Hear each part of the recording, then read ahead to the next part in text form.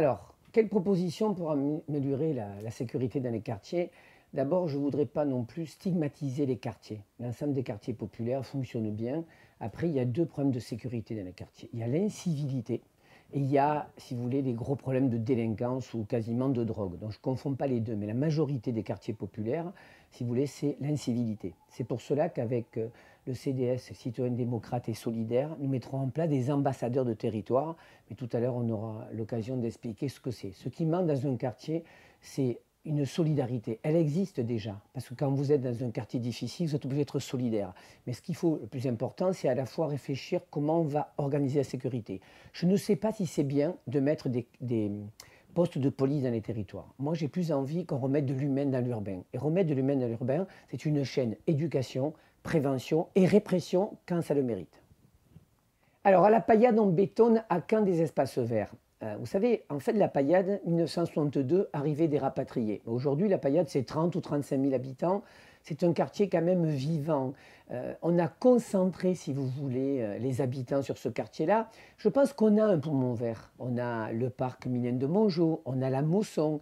Si vous voulez, plutôt que de parler de bétonner, moi j'ai envie, et ça c'est la proposition aussi de mes partenaires, c'est de travailler sur l'écologie, c'est de travailler avec une micro-déchetterie, c'est de réfléchir à la paillade, ce qu'on fera du stade de la Mosson. Parce qu'en fait, la paillade, je vous rappelle, c'est un quartier historique. La paillade a fait gagner la gauche en 1977. Si j'ai été élu au sport, à la cohésion, c'est grâce aux pailladins. Et je pense qu'on les a un peu oubliés. Donc, est-ce que la paillade est un quartier de la ville ? Est-ce qu'elle doit se tourner sur la ville? Quelle est la relation qu'on doit avoir avec Grabel? Donc je pense qu'effectivement, sur le quartier de la paillade, je dis bien la paillade et pas la Mosson, il y a un travail de fond à faire. Donc je pense qu'il y a un travail d'éducation, il y a un travail de micro-déchetterie à mettre en place. Pourquoi les quartiers populaires n'auraient pas la même dimension en matière d'écologie que les beaux quartiers? Vous savez, la difficulté qu'on a aujourd'hui avec la ville, c'est qu'en fait, on a délaissé la ville habitée. La ville habitée, ce n'est pas que le centre-ville.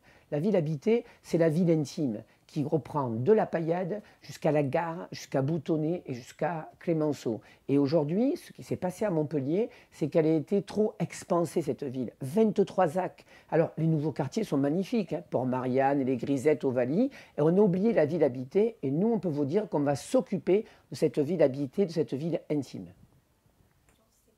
Une de nos préoccupations majeures est la gestion des déchets. Comment on pallie aux décharges sauvages? Vous savez, c'est très simple. Là, par contre, c'est la répression, tout simplement. Alors, justement, on parlait de la gestion des déchets et les décharges sauvages. Vous savez, encore une fois, on revient à cette idée-là. Et c'est Stéphane Hernandez qui le porte. Il prend l'exemple du quartier de Figuerolles, justement. C'est aujourd'hui, on doit donner le même service et la même éducation dans tous les quartiers. Donc, effectivement, moi, je suis inquiet pour la planète, je suis inquiet pour l'avenir. Je ne suis pas d'une génération qui parlait de tri sélectif, de développement durable, mais aujourd'hui, dans ce quartier de la Paillade, il doit être un quartier exemplaire en matière justement de tri des déchets, en matière de récupération d'énergie. Vous savez, nous allons vendre le stade de GGL, c'est 80 millions d'euros. Parce qu'à un moment donné, on ne pourra pas augmenter les impôts des Montpelliérains puisqu'ils sont au maximum. Mais on pourra investir à la Paillade en matière de logement qui soit en énergie positive, en matière de tri des déchets. Mais encore une fois, on reviendra effectivement à l'éducation. Comment faire face au chômage et aider à la formation et à l'emploi des jeunes de quartier? Alors, cette majorité n'a pas fait tout bien, mais ce qu'elle a fait de bien quand même, c'est qu'on a mis 15 milliards pour ce qui est la formation. Et nous avons un projet, toujours avec les partenaires. Nous avons eu l'agrément de territoire zéro chômage longue durée. Territoire zéro chômage longue durée permettre à des femmes et des hommes qui sont en demande d'emploi de pouvoir intégrer un commerce, une association, une entreprise. La deuxième valence que nous avons, c'est porté par Mahfoud Ben Ali, un pailladin, c'est un artisan, une entreprise. Et on veut aller plus loin, un étudiant, une entreprise aussi. L'idée, c'est quoi?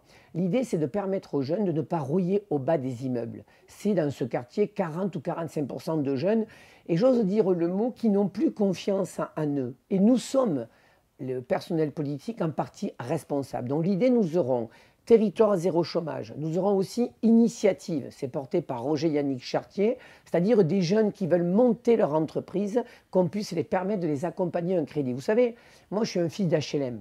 Je suis né dans une cité qui s'appelle la cité Saint-Roch. Je n'avais pas d'ascenseur, j'avais un escalier. Et à l'âge de 19 ans, mon professeur de jeu m'a tendu la main pour que je monte mon entreprise. Moi, ce que j'ai envie, en fait, c'est de pouvoir aider cette génération ou avec le territoire à zéro chômage, ou avec la connexion entre l'entreprise et le jeune, ou entre l'étudiant et l'entreprise. Et c'est vrai que je pense que l'idée, c'est de relancer l'économie. Il n'y aura pas de réalité sociale ou de réalité économique s'il n'y a pas ce retour à l'emploi. Et je me félicite, ce n'est pas qu'un début, mais je me félicite aujourd'hui, le chômage commence à baisser en France. Vous savez, quand tout le monde a un emploi, on aura moins de problèmes d'errement ou de délinquance. Donc il faut se battre, la priorité, c'est l'emploi dans les quartiers. Je voudrais rajouter une chose. Malheureusement, dans les quartiers populaires, souvent on fait des CFA. C'est quand qu'on serait capable de faire, et on réfléchit toujours avec l'équipe, avec Marie-Thérèse Mercier, vice-présidente à la région, une pépinière d'entreprise de qualité. Vous savez, j'ose le dire, on a fait une zone franche à la Paillade, ça a été un bide complet. Parce qu'on n'a jamais embauché les jeunes des quartiers. Donc il faut qu'on fasse de l'excellent dans les quartiers. Le jour où on mettra des écoles d'excellence dans le quartier, on changera l'image du territoire.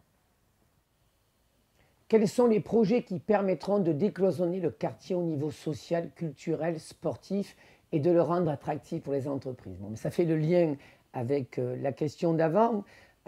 En fait, c'est changer l'image d'un territoire. Et on ne change pas l'image d'un territoire uniquement en faisant de la rénovation urbaine. Vous savez, on change l'image d'un territoire avec un nouvel ADN, avec une nouvelle façon de parler de ce territoire. C'est bien de refaire les façades des logements, mais je pense qu'à la Paillade, il faut écrire une nouvelle histoire. Une nouvelle histoire, ce quartier est un quartier vivant. Il y a aussi un travail à faire sur les commerces de proximité. Bien sûr, comme dans tous les quartiers, il y a un vrai débat sur la partie culturelle du territoire. Vous savez, il n'y aura pas d'éducation s'il n'y a pas de culture et s'il n'y a pas de liberté. Pour que nos jeunes soient libres, sans éducation et sans culture, ils ne le seront pas. Donc à la fois, il faut qu'on ait une réflexion pour implanter ces pépinières d'entreprise, des écoles de haut niveau, et à la fois au niveau sportif, c'est le débat du stade.